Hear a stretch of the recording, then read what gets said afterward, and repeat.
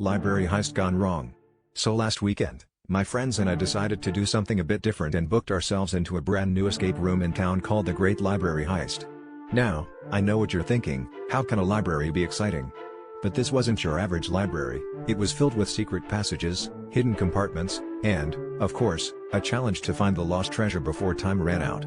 We had our dream team, Lisa, the puzzle master, Jake, the lockpicker, and Greg, our resident bookworm, who we thought could decipher any literary clue. It seemed like the perfect setup for a great adventure.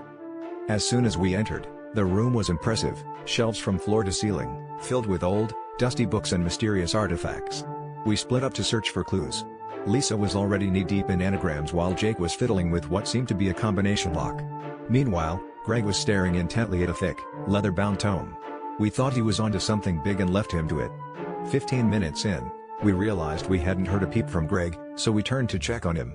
There he was, completely absorbed in the book, eyes wide and oblivious to the ticking clock. "Greg, any clues?" I asked, somewhat nervously.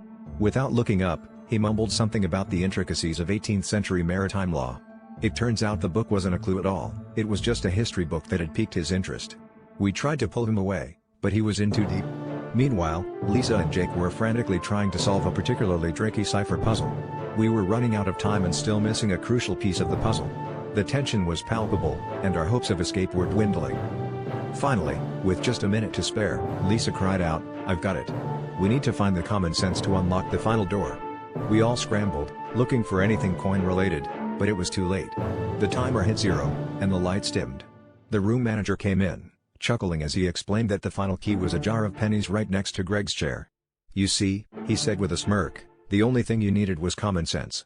We all groaned, realizing that once again, we'd let Greg's love of books cost us dearly, both in time and treasure.